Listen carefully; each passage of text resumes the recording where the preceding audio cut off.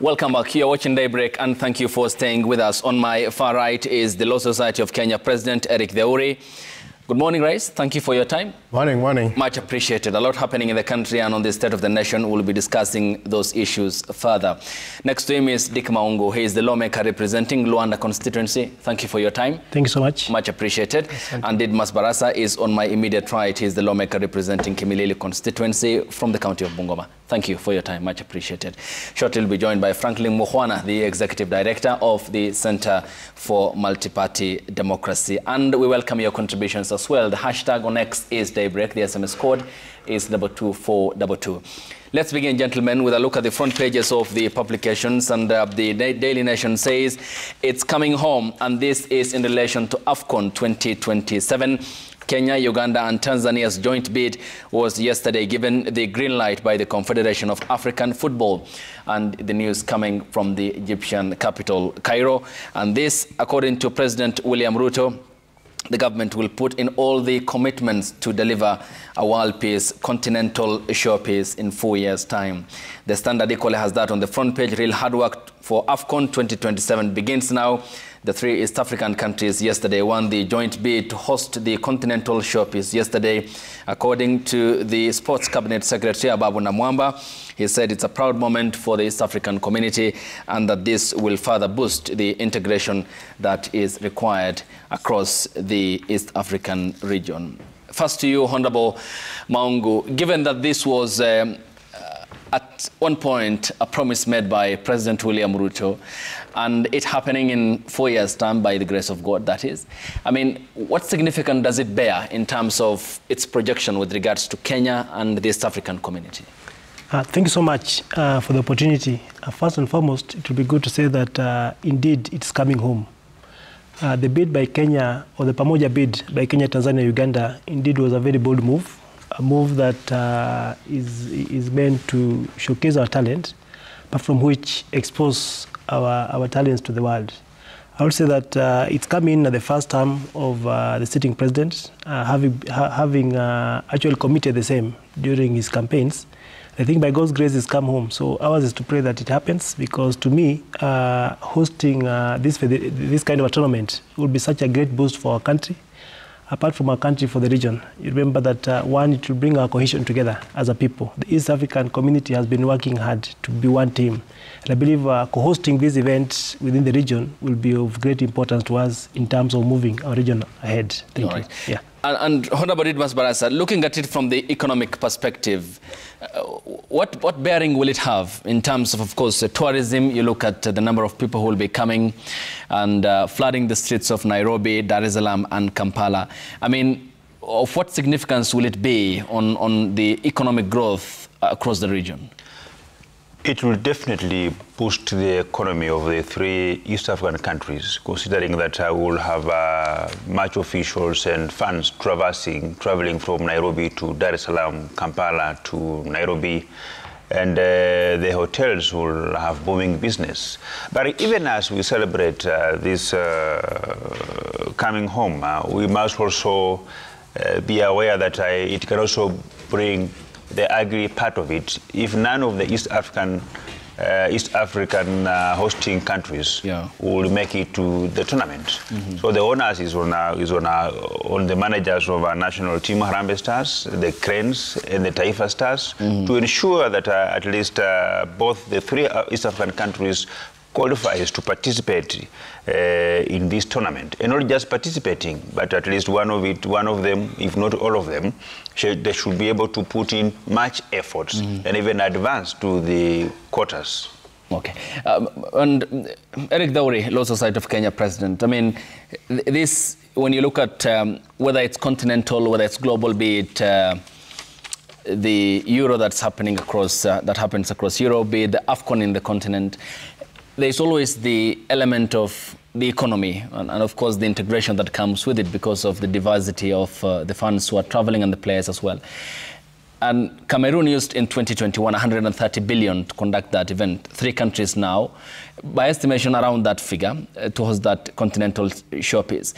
But talk to me about whether as a country then towards 2027 we can meet the regulations, for example, by FIFA and the Confederation of African Football.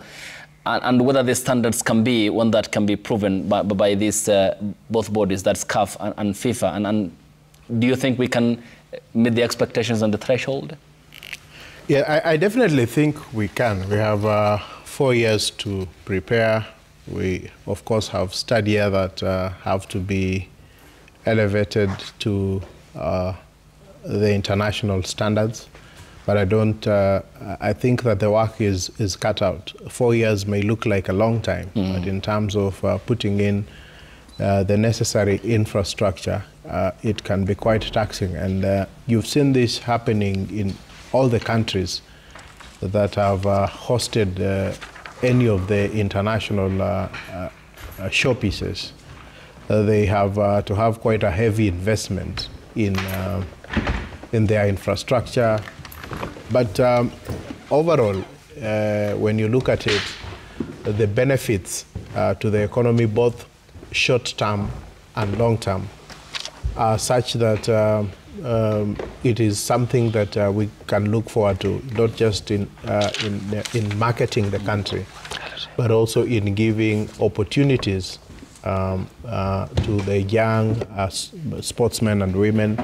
The motivation it would have to that, the fact that it now places a huge burden on even our local team and our local players to perform, so that they can shine in this global showpiece. So there's a lot of potential.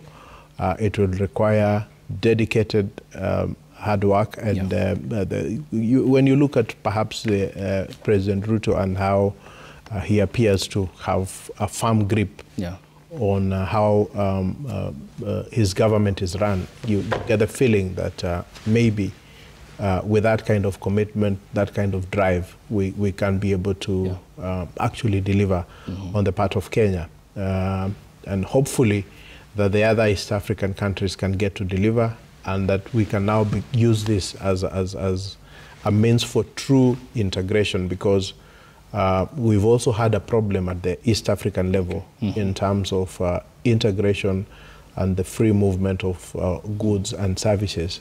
And then to be able to do this, then the East African countries must facilitate the realization of that dream. Okay. We are now joined by Franklin Mukhwanja, the Executive Director, the Center for Multi-Party Democracy. Good morning. Good morning. Thank you for your time. Thank you. Just on the same and the happy news that came from Cairo in Egypt yesterday, following the announcement made to give green light to the East African countries to host the major tournament. And to notice the main stadium that will be at the center of Kenya's part of the pie, that's with Tanzania and Uganda, is going to be newly constructed by the military.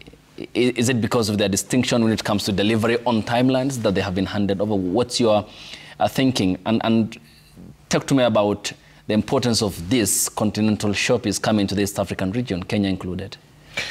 Let me start with the latter, and thank you for having me. Good morning, gentlemen. It's a good thing that we have to be proud of, having failed in 1996 and most recently to host another major tournament.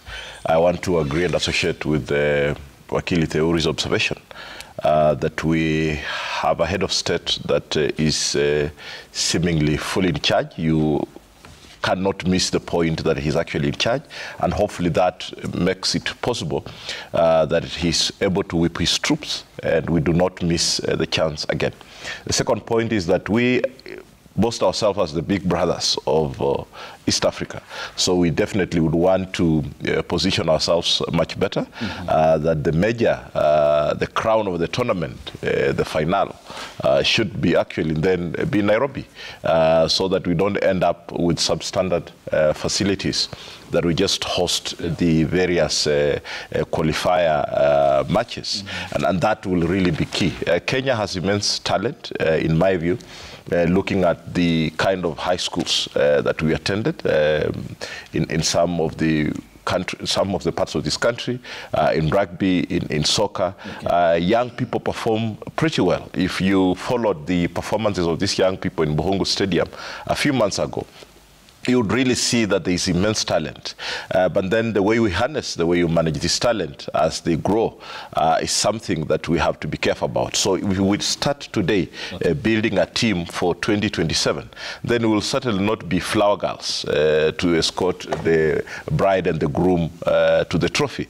We should be able to challenge it properly. On the point of the military's involvement, I think it speaks two ways. One is that we're proud that our military men can offer a quality service to our country, besides waiting in the camps for international deployment or work that may never come, because we largely a peaceful country, and we advocate for Hakuna Matata within and without our boundaries. Okay.